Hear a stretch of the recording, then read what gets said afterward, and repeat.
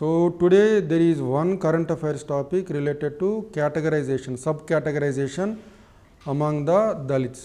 So దళితుల్లో ఉపవర్గీకరణ, అలానే ఓబీసీస్లో ఉపవర్గీకరణ, sub-categorization among. So there were a number of judgments of the Supreme Court and High Court. We will discuss them today. OBCs, Dalits, sub-categorization.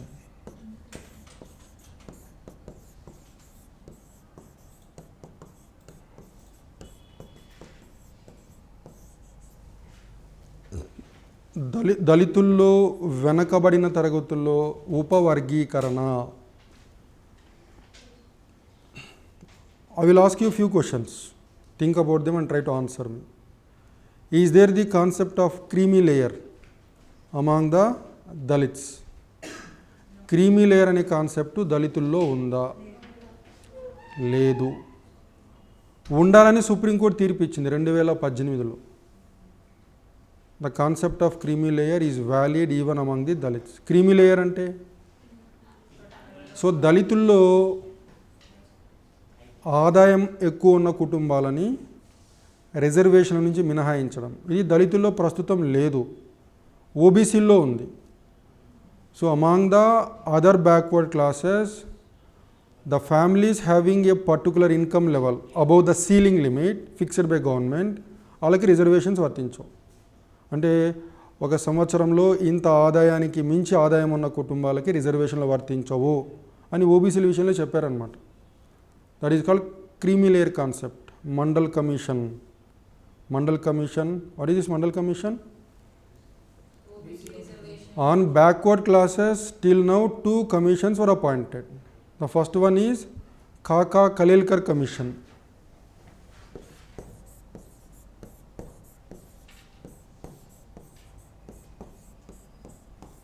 This is the first commission on backward classes. This commission was appointed by Jawaharlal Nehru government. So it has identified among the OBCs, those OBCs who are educationally and socially backward. It has also recommended reservations for OBCs, but this was not implemented. So Kaka Kalelkar Commission OBCలో అత్యంత వెనకబడిన వాళ్ళని గుర్తించడం జరిగింది, reservations ఇమ్మని సిఫార్సులు కూడా చేసింది, కానీ ఇవి అమలుకు నోచుకోలేదు. మళ్ళీ తర్వాత 1979లో B P Mandal, that is the second commission on backward classes, Brindeshwari Prasad Mandal, this is the second commission on backward classes, appointed in 1979. ఎవరు అపాయింట్ చేశారు? Janata party. So Indira Gandhi emergency declare చేసింది కదా 1975లో. తర్వాత 77లో ఎలక్షన్స్ జరిగాయి, ఇందిరాగాంధీ ఓడిపోయింది, జనతా పార్టీ అధికారంలోకి వచ్చింది. మొరార్జీ దేశాయ్ ప్రధానమంత్రిగా ఉన్నప్పుడు బీపీ మండల్ కమిషన్ ఏర్పాటు చేశారు. సో బీపీ మండల్ కమిషన్ నివేదిక ఇచ్చింది 1979-18లో. It has given the report but not implemented. తర్వాత మళ్ళీ ఎవరు వచ్చారు అధికారంలోకి? జనతా పార్టీ 2 సంవత్సరాలు అధికారంలో ఉన్నింది. There was a coalition party, so it cannot continue in power. మళ్ళీ కాంగ్రెస్ పార్టీని అధికారంలోకి వచ్చింది. But Congress government has not implemented the report of Mandal commission. 1989-90లో మండల్ కమిషన్ రిపోర్ట్ని ఎవరు అమలు చేశారు? VP Singh, Vishwanath Pratap Singh. The committee was appointed by Janata Party when Morarji Desai was the Prime Minister. And the recommendations of Mandal Commission were implemented in government jobs. రాయండమ్మా. అంటే ప్రభుత్వ ఉద్యోగాల్లో జాతీయ స్థాయిలో, కేంద్ర ప్రభుత్వ స్థాయిలో 1990లో విపి సింగ్ ప్రభుత్వం అమలు చేసింది. మరి ఉన్నత విద్యా సంస్థల్లో మన్మోహన్ సింగ్ గవర్నమెంట్ ఇన్ 2005, అర్జున్ సింగ్ మానవ వనరుల అభివృద్ధి మంత్రిత్వ శాఖకి మంత్రిగా ఉన్నప్పుడు. అంటే ఇక్కడ మీరు గుర్తుంచుకోవాల్సింది ఏంటంటే భారతదేశంలో కేంద్ర ప్రభుత్వ స్థాయిలో ఓబీసీలకి 1990 వరకు రిజర్వేషన్స్ లేవు. So OBCs did not enjoy the benefit of reservation till 1990 at the level of central government. So మొదటిసారి 1990లో కేంద్ర ప్రభుత్వ ఉద్యోగాల్లో ఓబీసీలకి రిజర్వేషన్ ఇచ్చారు. తర్వాత 2005లో UPA government, united progressive alliance government led by Manmohan Singh. So ఉన్నత విద్యా సంస్థల్లో ఓబీసీలకు రిజర్వేషన్లు, ఐఐటీలు, ఐఐఎంలు, సెంట్రల్ మెడికల్ కాలేజెస్, ఇట్లాంటి వాటిల్లో. I clear? Okay. So Mandal commission, that is BP Mandal commission. తర్వాత ఓబీసీల్లో మళ్ళీ కేటగరైజేషన్, ఉపవర్గీకరణ అంటాం. ఫర్ ఎగ్జాంపుల్ మీరు మన 2 తెలుగు రాష్ట్రాలు తీసుకున్నారంటే బీసీల్లో మళ్ళీ 5 రకాలు ఉన్నారు, ఏ, బి, సి, డి, ఈ అని. కేరళలో 8 రకాలు ఉన్నారు. అంటే ఒక్కొక్క రాష్ట్రంలో ఒక్కొక్క రకంగా ఉంది. అంటే ఓబీసీల్లో ఉపవర్గీకరణ చాలా రాష్ట్రాల్లో చేశారు.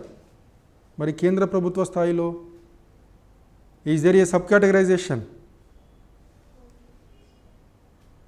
Is there a sub categorisation at the level of central government? అంటే కేంద్ర ప్రభుత్వ ఉద్యోగాల్లోనూ కేంద్ర ప్రభుత్వ ఉన్నత విద్యా సంస్థల్లోనూ ఓబీసీలకి రిజర్వేషన్లు ఉన్నాయి ఇప్పుడు.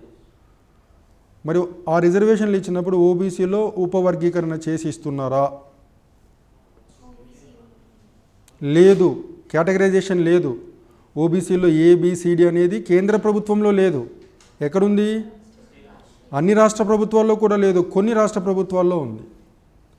అయితే కేంద్ర ప్రభుత్వంలో కూడా ఉపవర్గీకరణ చెయ్యాలి అని దాని మీద ఒక కమిటీని ఏర్పాటు చేశారు, ఒక కమిషన్ని. Who is the head of this commission? Rohini commission. రాయండి, రోహిణి.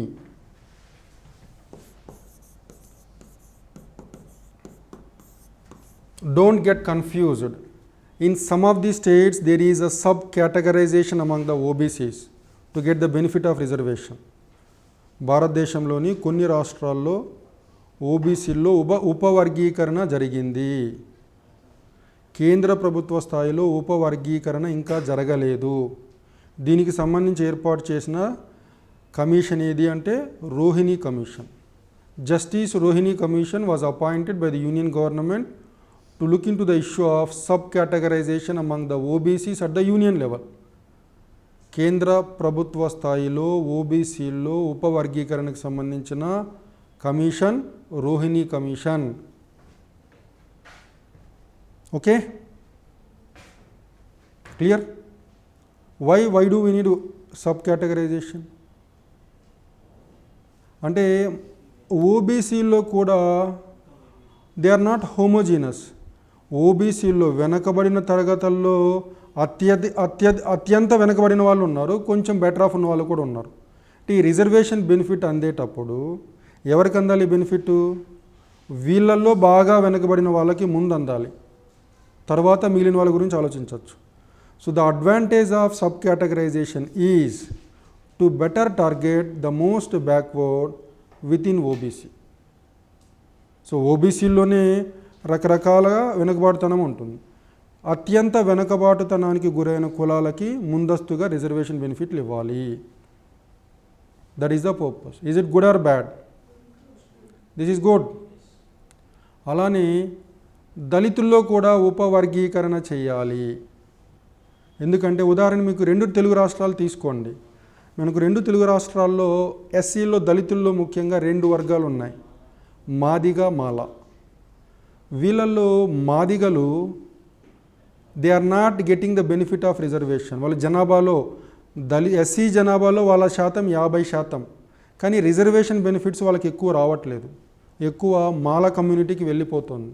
అంటే మాలా మాదిగని మనం కంపేర్ చేసినట్టయితే మాలల్లో చదువుకున్న వాళ్ళు ఎక్కువ, అంటే ఈ రిజర్వేషన్ బెనిఫిట్స్ అన్నీ మాలలకు ఎక్కువ వెళ్ళిపోతున్నాయి అన్నమాట. అందుకని there was a demand for sub-categorization among the SCs in the state of Andhra Pradesh. So దాని మీద Usha Mehra This was the commission which was appointed, which has already submitted the report. Usha Mehra. So this was a commission appointed by the union government on the subcategorization of SCs in the state of Andhra Pradesh. అంటే విభజన జరగకముందు ఆంధ్రప్రదేశ్లో ఉన్న దళితుల్లో ఉపవర్గీకరణ చేపట్టవచ్చా లేదా అనే అంశం మీద కేంద్ర ప్రభుత్వం ఏర్పాటు చేసిన కమిషన్ ఉషా మెహ్రా కమిషన్. ఈ కమిటీ నివేదిక ఇవ్వడం జరిగింది. ఉపవర్గీకరణ చేపట్టవచ్చు అని కూడా చెప్పింది. ఓకే, నెక్స్ట్ ఇంకొకటి కేజీ బాలకృష్ణన్ కమిటీ. ఏంటి committee? KG Balakrishnan committee. KG Balakrishnan committee ఏంటమ్మా? సో ఇప్పుడు మనకు హిందూ మతంలో ఉన్న దళితులకు రిజర్వేషన్ ఉందా? హిందూ మతంలో ఉన్న దళితులకు రిజర్వేషన్ ఉందా లేదా? ఉంది కదా, ఉంది. అదే బౌద్ధ మతంలో ఉన్న దళితులకు రిజర్వేషన్ ఉందా? బౌద్ధ మతంలోకి మారిన దళితులకు రిజర్వేషన్ ఉందా?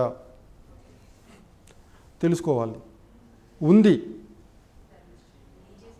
సిక్కు మతంలోకి మారిన దళితులకు రిజర్వేషన్ ఉందా? ఉంది. అంటే ఈ మూడు మతాల్లో మీరు రిలీజియస్ పర్సనల్ లాస్ కూడా చూడండి. హిందూ అనే డెఫినేషన్లోకి వీళ్ళిద్దరు వచ్చేస్తారు. The term Hindu includes Buddhists, Sikhs, Jains also. అంటే ప్రస్తుతం భారతదేశంలో ఈ మూడు మతాల్లో ఉన్న దళితులకి రిజర్వేషన్లు ఉన్నాయి. బౌద్ధ మతము, సిక్కు మతము, హిందూ మతం.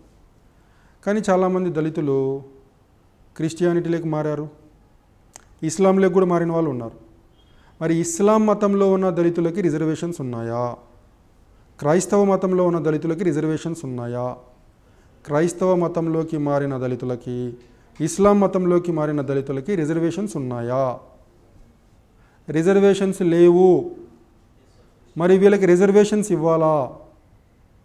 ఎక్కడున్న వాళ్ళ దళితులే కదా, వెనకబడిన వర్గాలే కదా, మళ్ళీ రిజర్వేషన్స్ ఇవ్వాలి కదా, కానీ ఇవ్వట్లేదు కదా.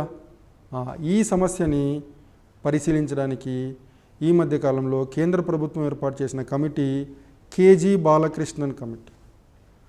So KG Balakrishnan committee was appointed by the union government to look into the issue of extending the benefit of reservation to Dalits in Islam and Christianity.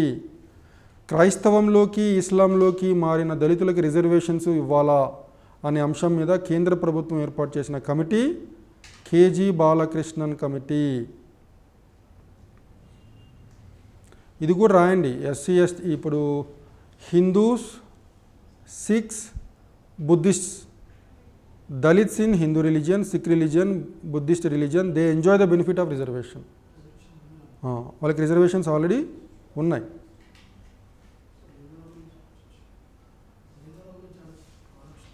లేని వాళ్ళ గురించి ఆలోచించడానికే బాలకృష్ణ, నందమూరి బాలకృష్ణ కాదు, KG Balakrishna. Okay, so this is one more committee which is in the news, KG Balakrishnan committee. మరి ఇది ఎందుకు న్యూస్లో ఉంది? ఎందుకు న్యూస్లో ఉంది? మీకు మొన్న ఒక 7 న్యాయమూర్తుల రాజ్యాంగ ధర్మాసనం గురించి చెప్పాను, Sita Soren versus union of India.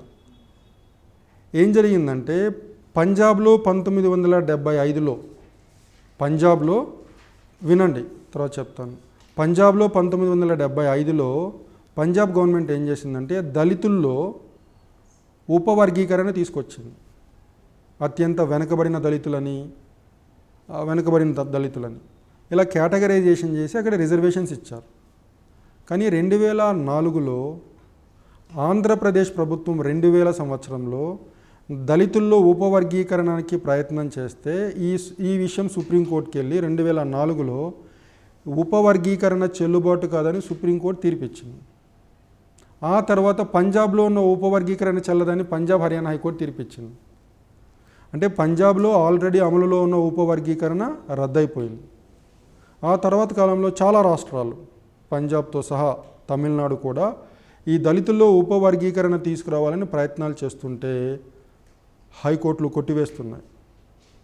అయితే ఈ దళితుల్లో ఉపవర్గీకరణకు సంబంధించి 5 న్యాయమూర్తులు గల ధర్మాసనం 2 ఏర్పాటు చేశారు. 2004లో ఒకటి, 2004లో ఏర్పాటు చేసిన రాజ్యాంగ ధర్మాసనం ఏం చెప్పిందంటే దళితుల్లో ఉపవర్గీకరణ ఉండకూడదు అని. మళ్ళీ 2020లో మరొక రాజ్యాంగ ధర్మాసనం, అది కూడా 5 న్యాయమూర్తులున్న రాజ్యాంగ ధర్మాసనం, దళితుల్లో ఉపవర్గీకరణ ఉండాలి, దళితుల్లో కొందరు బాగా వెనకబడి కొందరు తక్కువ వెనకబడి వాళ్ళు ఉన్నారు, ఇది వాస్తవము. సో లబ్ధి మొత్తం ఒక వర్గానికి చేరడం సరైన పద్ధతి కాదని చెప్పి రాజ్యాంగ ధర్మాసనం చెప్పింది. అంటే 5 న్యాయమూర్తులు గల రాజ్యాంగ ధర్మాసనాలు 2 భిన్నాభిప్రాయాలు వ్యక్తం చేశాయి. ఒకటేమో ఉపవర్గీకరణ ఉండకూడదని చెప్పింది, ఒకటి ఉండాలని చెప్పింది. ఉండాలని చెప్పింది చెల్లుబాటు అవ్వదు, ఎందుకంటే 5 న్యాయమూర్తులు ఇచ్చిన తీర్పుని పెద్ద బెంచే మార్చడానికి అవకాశం ఉంటుంది. ఇప్పుడు ఈ మ్యాటర్ సుప్రీంకోర్టుకి వెళ్ళింది. Now the matter is pending before the supreme court before a 7 judge bench of the Indian supreme court head by DY Chandrachud. దాని మీద వాదనలు పూర్తయినాయి, జడ్జిమెంట్ రిజర్వ్ చేశారు. రేపు మాపు ఆ జడ్జిమెంట్ వస్తుంది, అది కూడా మనం డిస్కస్ చేయాల్సి ఉంటుంది. మీరు ప్రిలిమ్స్ రాసేలోపే రావచ్చు, right? So the judgement is about to come, it has been in the news. So that's why we're discussing about sub categorization of Dalits. You tell me, what are your opinions? Does we need sub categorization among the Dalits? ఉండాలి. ఎందుకని? దళితులందరూ ఒకే రకమైన వెనుకబాటుతనంలో లేరు. దళితుల్లో కొందరు బాగా వెనుకబడి కానీ reservation బెనిఫిట్లన్నీ ఆ దళితుల్లో ఆర్థికంగా ముందున్న వాళ్ళకి ఆ బెనిఫిట్స్ అన్నీ వెళ్ళిపోతున్నాయి. సో దళితుల్లో అత్యంత బీదరికంలో ఉన్న వాళ్ళు బీదరికంలోనే కొనసాగుతున్నారు, కొందరు మాత్రమే ఆ బెనిఫిట్స్ ఆ ఫలాలన్నీ పొందుతున్నారు అన్నమాట. So we need a sub categorization among the Dalits. అలానే క్రీమీ లేయర్ కాన్సెప్ట్ ఓబీసీస్లో ఉంది, దళితుల్లో కూడా ఉండవచ్చు అని సుప్రీంకోర్టు తీర్పు ఇచ్చింది. ఉండవచ్చు అంటే దళితుల్లో ఒక స్థాయికి మించి ఆదాయం ఉన్న కుటుంబాలని రిజర్వేషన్ నుంచి తప్పించవచ్చు. సో ఒక ఐఏఎస్ ఆఫీసర్ ఉన్నాడు, అలాంటి కుటుంబాలకి, అంటే దళితుడు అయ్యుండొచ్చు, ఆయన ఆదాయము బాగానే ఉంటుంది, సీలింగ్ లిమిట్ పైనే ఉంటుంది, వీళ్ళకి రిజర్వేషన్లు అవసరమా? దీంట్లో కూడా మళ్ళీ డివైడెడ్ ఒపీనియన్ అనమాట. ఆయన ఐఏఎస్ ఆఫీసర్ అయినా ఆయన ఎలా చూస్తారు? దళిత ఐఏఎస్ ఆఫీసర్ అని చూస్తారు. There is social discrimination despite he being economically well of. అలా మనకు దళితుల్లో క్రీమీ లేయర్ అనే కాన్సెప్ట్ తీసుకొస్తే ఏమవుతుంది చెప్పండి? తీసుకురావడం తప్పేమీ కాదు, తీసుకొస్తే కొన్ని సమస్యలు ఉన్నాయి. ఇప్పుడు మనకు గవర్నమెంట్ జాబ్స్లో, గవర్నమెంట్ ఎడ్యుకేషనల్ ఇన్స్టిట్యూషన్స్లో దళితులకి సీట్లను కేటాయించాము, జాబ్స్ని కేటాయించాము. క్రీమీ లేయర్ అనే కాన్సెప్ట్ తీసుకువచ్చి ఆర్థికంగా ముందున్న వాళ్ళని రిజర్వేషన్కి దూరం చేసినట్లయితే ఈ ఖాళీలు భర్తీ కాకుండా మిగిలిపోతాయి. Many seats reserved for Dalits in the educational institutions and jobs reserved for the Dalits in the government, they remain unfulfilled. మరి అవి ఖాళీలుగా ఉంచే బదులు వాళ్ళకి ఇస్తే మేలే కదా అనేది ఒక వాదన. If you bring in the concept of creamy layer like in OBCs, there is a possible danger that the quota which is given for the Dalits will remain unoccupied fully. ఉద్యోగాల్లో సీట్లు కేటాయిస్తాము, ఉద్యోగాల్లో కొంత శాతం వాళ్ళకి కేటాయిస్తాము, విద్యా సంస్థల్లో కొన్ని సీట్లు వాళ్ళకి కేటాయిస్తాము. వీళ్ళలో మళ్ళీ క్రీమీ లేయర్ అని కాన్సెప్ట్ పెడితే ఇప్పుడు క్రీమీ లేయర్ లేకుంటేనే చాలా సీట్లు ఖాళీగా ఉంటున్నాయి.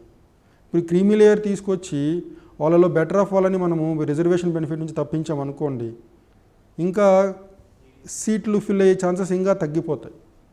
అదొక వాదన. రెండో వాదన ఏంటంటే, so those who are economically better off, even among the Dalits, they may be economically better off, but they continue to be subjected to social discrimination.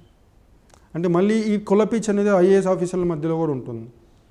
అంటే నువ్వు దళిత ఐఏఎస్ ఆఫీసరు, మేము అగ్రవర్ణాల ఐఏఎస్ ఆఫీసరు, అంటే ఆయన ఐఏఎస్ ఆఫీసర్ అయినప్పటికీ ఆ సామాజిక వివక్ష అనేది ఇప్పటికీ కొనసాగుతుంది. కాబట్టి ఈ రిజర్వేషన్ అనేవి it is for dealing with social discrimination. కాబట్టి రిజర్వేషన్ ఉండాల్సిందే, క్రీమీ లేయర్ కాన్సెప్ట్ ఉండకూడదు అనేది ఒక వాదన. That's the issue. సో మీకు పీడిఎఫ్ షేర్ చేశాను. సో ఈ క్వశ్చన్స్ ఒకసారి మీరు అంటే కేసెస్ ఒకసారి చూడండి.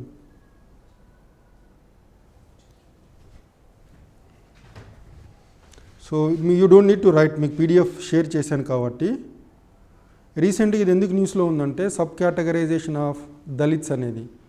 In January 2024 this year the union government has appointed A 5-member committee headed by cabinet secretary.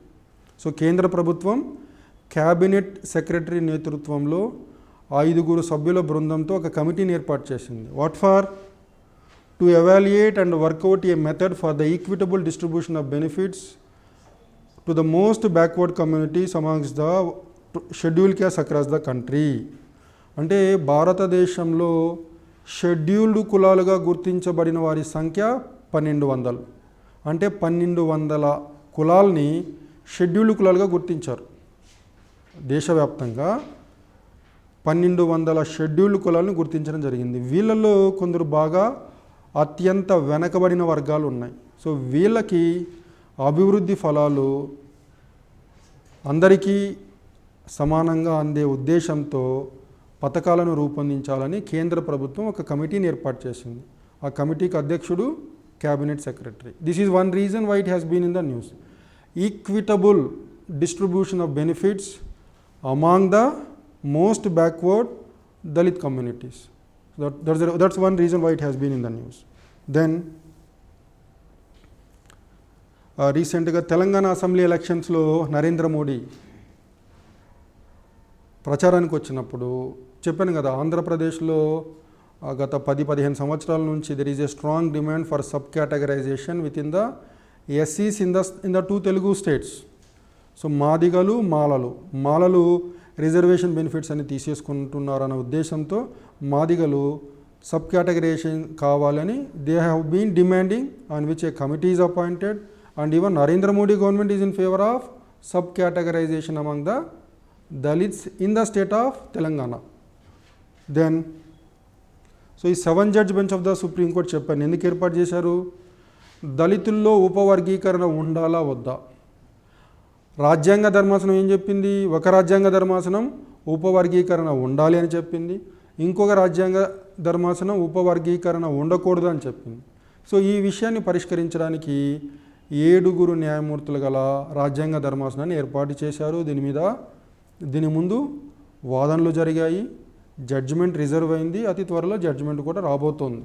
So నా ఎక్స్పెక్టేషన్ ముందే గెస్ట్ చేసి చెప్తున్నా, the 7-judge bench of the Indian supreme court may favour sub categorization among the Dalits. వాస్తవాలు అవే కదా, దళితుల్లో కూడా కొందరు అత్యంత వెనకబడిన వాళ్ళు ఉన్నారు.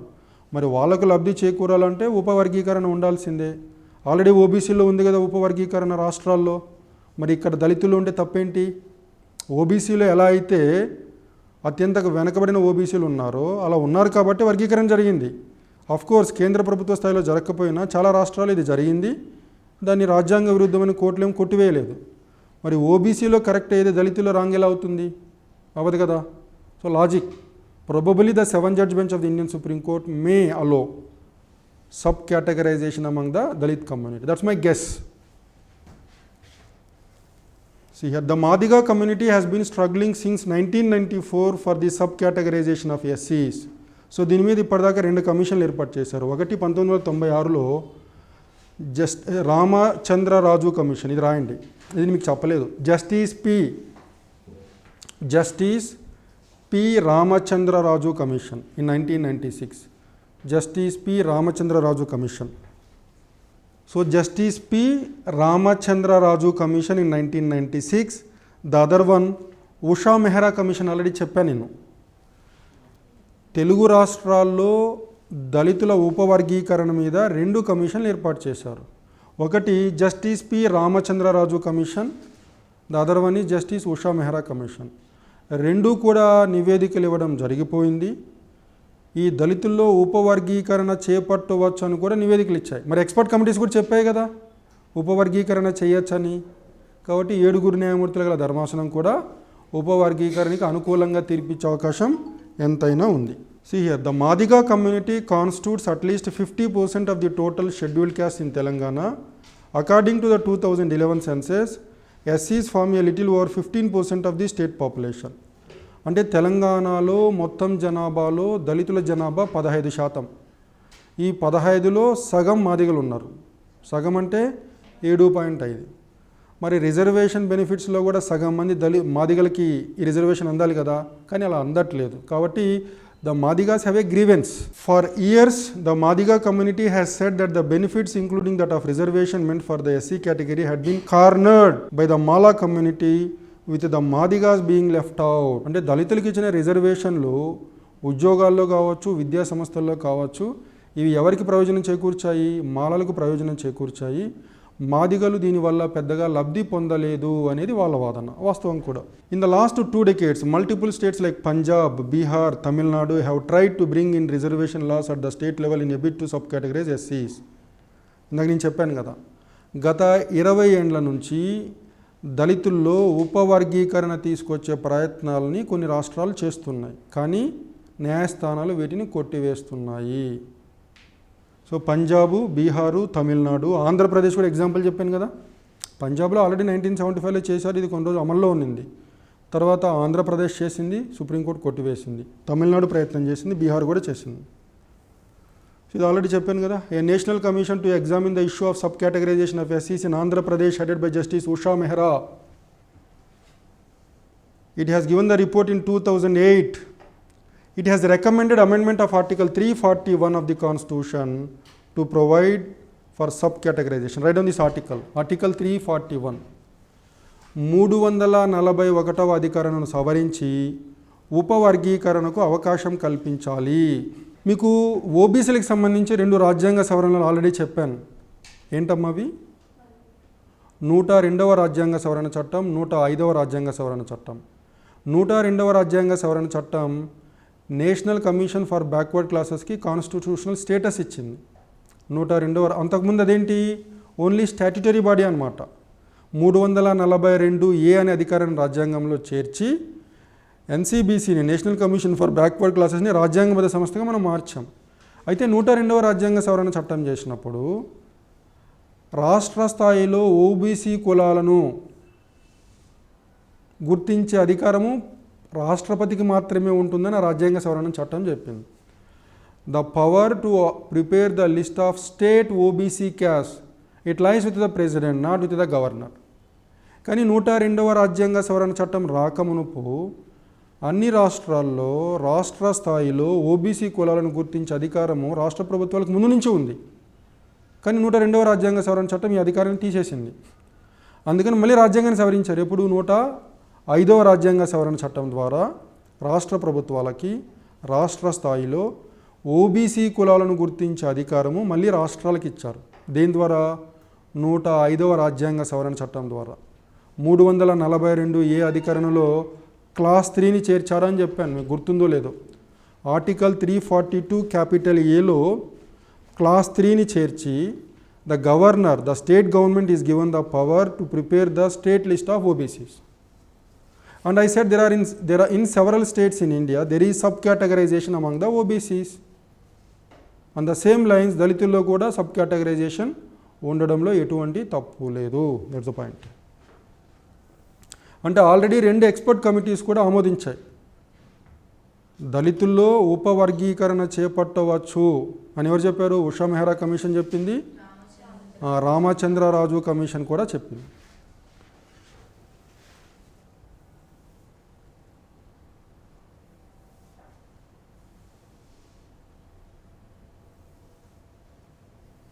సో మీకు ఈ స్టోరీ చెప్పాను. 1975లో పంజాబ్ ఎస్సీల్లో ఉపవర్గీకరణ చేపట్టి రిజర్వేషన్లను అమలు చేసింది. కానీ తర్వాత problem ఎక్కడొచ్చింది?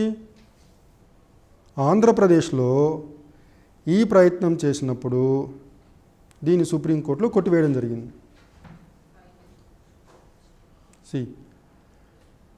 A similar law introduced by Andhra Pradesh in 2000 was challenged before the Supreme Court.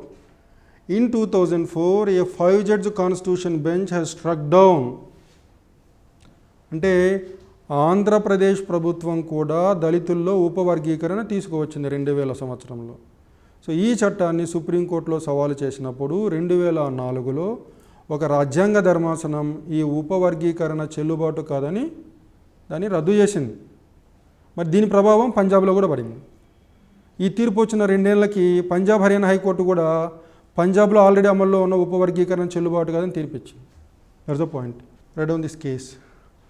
Dr. Kishan Pal versus State of Punjab. Dr. Kishan Pal versus State of Punjab. ఏంటి తీర్పు ఇది? హైకోర్టు ఇచ్చిన తీర్పు. పంజాబ్ హర్యానా హైకోర్టు ఇచ్చిన తీర్పు. ఏమని ఇచ్చిన తీర్పు? పంజాబ్లోని 1975 నోటిఫికేషన్ దళితుల్లో ఉపవర్గీకరణ తీసుకువచ్చింది. ఈ నోటిఫికేషన్ చెల్లుబాటు కాదని పంజాబ్ హర్యానా హైకోర్టు తీర్పు ఇచ్చింది. ఏ కేసులో? Doctor Kishan Pal versus state of Punjab. In Dr. Kishan Pal versus State of Punjab, the Supreme Court has struck, the Punjab Haryana High Court has struck down the 1975 notification. Clear? This is one case. This is one more case. Write down. E.V. Chinnaya. E.V. Chinnaya ఇక్కడ ఎక్కడో రావాలి కదా. Write down this case. E.V. Chinnaya versus State of Andhra Pradesh. Very important. E.V. Chinnaya versus State of Andhra Pradesh 2004. 5-judge Constitution Bench. E.V. Chinnaya versus State of Andhra Pradesh 2004. 5 న్యాయమూర్తుల గల రాజ్యాంగ ధర్మాసనం దళితుల్లో ఉపవర్గీకరణ చెల్లుబాటు కాదు అని తీర్పిచ్చింది. ఓకే, 2 కేసులు చెప్పాను. కిషన్ పాల్ ఒకటి, ఈవి చిన్నయ్య కేసు ఒకటి. Next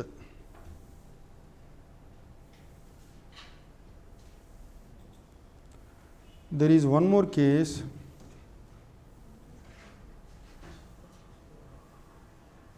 Davinder Singh versus State of Punjab. Davinder Singh versus State of Punjab. Davinder physical geography की book written by Savindra Singh ఈ స్టాండర్డ్ బుక్. మీకు తెలుసో తెలియదు కానీ యూపీఎస్సీ ప్రిపేర్ అయ్యే వాళ్ళందరికీ సావీందర్ సింగ్ బుక్ పేరు తెలుసు. సావీందర్ ఎస్ తీసేసి డి పెట్టుకోండి, గుర్తుంటుంది.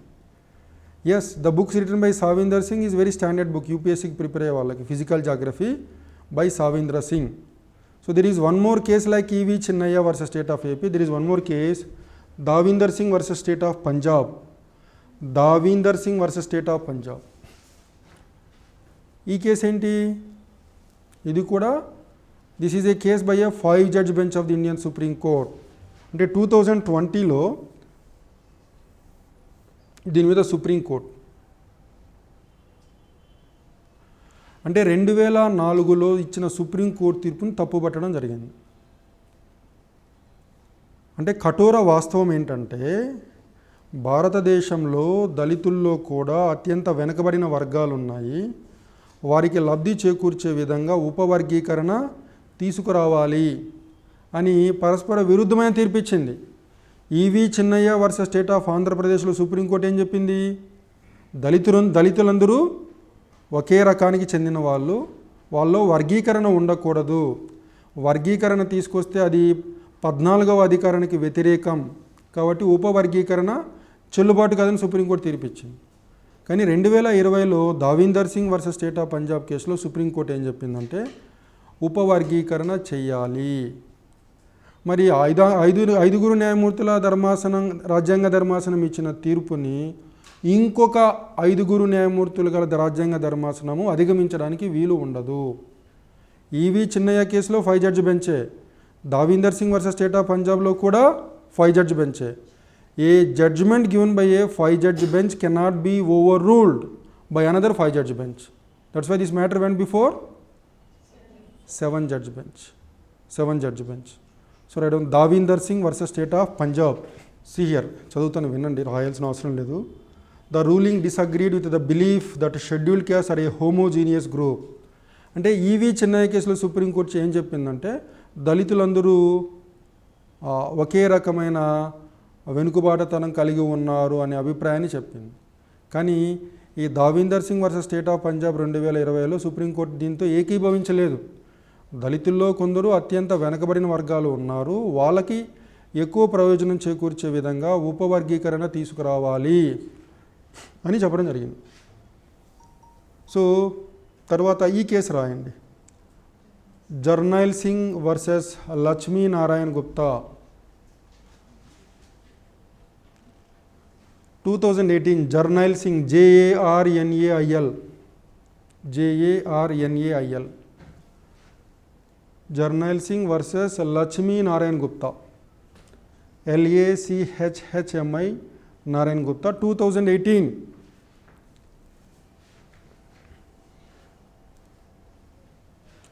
అంటే దళితుల్లో కూడా క్రీమీ లేయర్ కాన్సెప్టు రాజ్యాంగబద్ధమే. అంటే భవిష్యత్తులో అమలు చేయవచ్చేమో మనకు తెలియదు. ఏంటి, దళితుల్లో ఆర్థికంగా అభివృద్ధి చెందిన కుటుంబాలకి రిజర్వేషన్ని మినహాయించవచ్చు. అలా చేయడము రాజ్యాంగ విరుద్ధం కాదని సుప్రీంకోర్టు తీర్పిచ్చింది. Jarnail Singh versus Lakshmi Narayana Gupta, Jarnail Singh versus Lakshmi Narayana Gupta 2018. The Supreme Court upheld the concept of creamy layer within SCs. ప్రస్తుతానికి దళితుల్లో క్రీమీ లేయర్ అనే కాన్సెప్ట్ లేదు, ఓబీసీలో క్రీమీ లేయర్ కాన్సెప్ట్ ఉంది. సో దళితుల్లో కూడా క్రీమీ లేయర్ అనే కాన్సెప్ట్ని తీసుకువస్తే అది రాజ్యాంగ విరుద్ధం కాదని సుప్రీంకోర్టు తీర్పిచ్చింది. అంటే భవిష్యత్తులో కేంద్ర రాష్ట్ర ప్రభుత్వాలు కావాలనుకుంటే దళితులకున్న రిజర్వేషన్లలో ఆర్థికంగా అభివృద్ధి చెందిన కుటుంబాలని మినహాయించవచ్చు, కానీ మినహాయించరు, చేయరు. ఎందుకు చేయరు? Vote bank politics. దళితుల రిజర్వేషన్ల జోలికి వెళ్తే దళితుల ఓట్లు పడవు ఏ పార్టీకి. అన్ని పార్టీలకు ఓట్లు కావాలి కదా. ఒకసారి ఇచ్చిన తర్వాత వెనక్కి తీసుకోవడం అంత సులువు కాదు, చాలా సాహసం చేయాలి. అలా సాహసాలు చేయగలిగే ఒకే ఒక వ్యక్తి నరేంద్ర మోడీ. ఆయన కూడా ఇటువంటి విషయాలు సాహసం చేయడు. భారతదేశానికి ప్రధానమంత్రిగా ఉండకూడదు అనుకుంటే సాహసం చేయొచ్చు, కానీ ఎవరు ఉండకూడదు అనుకోరు కదా, ఉండాలనుకుంటారు. ఆయనగా చెప్పింది తెలంగాణ ఎలక్షన్స్లో ఏం చెప్పాడు? తెలంగాణ రాష్ట్రంలో దళితుల్లో ఉపవర్గీకరణకి మేము సానుకూలం, కాబట్టి మోడీ చేసే అవకాశం కూడా లేదు. సుప్రీంకోర్టు చెప్పింది కానీ ఇది ఇప్పట్లో అమల్లోకి వచ్చే అవకాశం లేదు. ఒకవేళ ఏవైనా రాష్ట్రాలు అమలు చేయాలనుకుంటే చేసుకోవచ్చు. This is the story behind sub categorisation. So మనకు అతి త్వరలో ఈ అంశం మీద 7 న్యాయమూర్తుల రాజ్యాంగ ధర్మాసనం యొక్క తీర్పు వెలువడబోతోంది. మనం మళ్ళీ ఆ టాపిక్ని డిస్కస్ చేసుకుంటాం. అప్పుడు ఇంత లోతుగా అవసరం ఉండదు. సుప్రీంకోర్టు ఏం చెప్పిందో చదివితే అర్థమైపోతుంది. మీకు దీంట్లో నేను చాలా ఆర్గ్యుమెంట్స్ డీటెయిల్గా డిస్కస్ చేయలేదు, మీరు ఆ PDF చదవండి, అర్థమైపోతుంది. కేసెస్ గుర్తుపెట్టుకోండి, Chinnaiah versus state of AP. మీరు అప్పుడప్పుడు ఇలాంటి కేసెస్ ఎగ్జామ్స్లో రాస్తే మార్కులు బాగా వస్తాయి. సో జర్నైల్ సింగ్ వర్సెస్ లక్ష్మీ నారాయణ గుప్తా కేసు ఒకటి important. Davinder Singh versus state of Punjab నిన్న పేపర్లో వచ్చింది, నిన్ననో మొన్ననో హిందూ ఎడిటోరియల్లో 2 days back. Davinder Singh versus state of Punjab, it was there in the newspaper. It has come as an editorial. So ఇవన్నీ ఆల్రెడీ న్యూస్లో ఉన్నాయండి, నేను లేనివి చెప్పట్లేదు. They are very much in the news, right? So that's it about sub categorisation of Dalits. Then I also told you OBCs. What is the situation today? వెనకబడిన తరగతుల్లో ఉపవర్గీకరణ కేంద్ర ప్రభుత్వ స్థాయిలో జరగలేదు. కొన్ని రాష్ట్రాల్లో ఇవి జరిగాయి. ఇక్కడ మీకు ఒకసారి చూపిస్తాను అవి. Crux of it we have already discussed. ఇది ఓబీసీల స్టోరీ. సో ఓబీసీలకు రిజర్వేషన్స్ 15 Class 4 ప్రభుత్వ ఉద్యోగాల్లో, అలానే 16 Class 4, 15 Class 4 విద్యా సంస్థల్లో, 16 Class 4 ఉన్నత విద్యా సంస్థల్లో. ఉద్యోగాలే అంటున్నా, నేను అదే అంటున్నా. 15 Class 4 విద్యా సంస్థలు, 16 Class 4 ఉద్యోగాలు. Right, your right. ఆంధ్రప్రదేశ్లో ఓబీసీల్లో ఉపవర్గీకరణ ఉంది, ABCDE. తర్వాత కర్ణాటకలో 207 ఓబీసీలని 5 వర్గాలుగా ఉపవర్గీకరణ చేశారు, అంటే ఏపీ లాగానే. తర్వాత జార్ఖండ్లో ఓబీసీ కులాల్ని 2 రకాలుగా వర్గీకరించారు. కర్ణాటకలో, ఆంధ్రప్రదేశ్లో 5 వర్గాలు, జార్ఖండ్లో 2 వర్గాలు. ఏంటి ఆ 2? Extremely backward classes. అలాగనే మీరు వెస్ట్ బెంగాల్ తీసుకుంటే మోర్ బ్యాక్వర్డ్ ఉపవర్గీకరణ 2 వర్గాలుగా. మహారాష్ట్ర తీసుకోండి, special backward category, other backward classes. ఇక్కడ కూడా 2 కేటగిరీస్ ఉన్నారు. Tamil Nadu backward classes, backward class Muslims, most backward classes అంటే 3 రకాల వర్గీకరణ. అలానే కేరళ తీసుకోండి, 8 సబ్ గ్రూప్స్, 8 రకాలు. ఉత్తరప్రదేశ్, సో ఈ రాష్ట్రాలన్నీ కూడా ఓబీసీ కులాల్లో ఉపవర్గీకరణ చేపట్టాయి. అంటే భారతదేశంలోని 28 రాష్ట్రాల్లో కొన్ని రాష్ట్రాల్లో ఓబీసీ కులాల ఉపవర్గీకరణ జరిగింది, కొన్ని రాష్ట్రాల్లో ఓబీసీ కులాల ఉపవర్గీకరణ లేదు. అలానే కేంద్ర ప్రభుత్వ స్థాయిలో ఓబీసీ కులాల ఉపవర్గీకరణ ఉందా లేదా? లేదు. So that's it about the topic. I have shared the PDF, please go through that. ఏంటబ్బాయి ఆపల్నా? ఓకేనా? రైట్. డీనోటిఫైడ్ ట్రైబ్స్ చెప్దాం అనుకున్నా, we have no time. So tomorrow I will not be coming. Monika has shared all the 6 questions in the group. TSPSC OTR గ్రూప్లో 6 questions were shared for the mains exam. ఒక్కొక్క క్వశ్చన్కి మీకు allotted time ఎంత? 3 గంటల్లో 15 క్వశ్చన్లు రాయాలి. 180 నిమిషాలు బై 15, 12 నిమిషాలు వస్తుంది ఒక్కొక్క క్వశ్చన్కి. 6 క్వశ్చన్లు అంటే గంట 12 నిమిషాలు, అంటే గంటంబావు. Take 1 hour 15 minutes. మీరు ఫస్ట్ టైం రాస్తున్నారు కాబట్టి take 1.5 hour, no problem. Right all the 6 questions. రాష్ట్రాల పునర్వ్యవస్థీకరణకు సంబంధించి ఒక క్వశ్చన్కి ఆన్సర్ కూడా అమ్మాయి గ్రూప్లో షేర్ చేసింది. నా బుక్లో నుంచి తీసుకున్నారు ఆన్సరు. అది చదువుకొని ఆన్సర్ రాయండి. Will get the argument. That was based on the article written by Jayaprakash Narayana. హిందూలో ఒకసారి జయప్రకాష్ నారాయణ ఆర్టికల్ వచ్చింది, స్టేట్స్ రీఆర్గనైజేషన్ భారతదేశంలో ఎలా జరిగితే దేశ ప్రయోజనాల్ని మనం కాపాడవచ్చు అనేది ఒక మంచి ఆర్టికల్ వచ్చింది. That's important, you should know. The arguments are very good. So మొత్తం 6 question. So I will be coming again on Tuesday.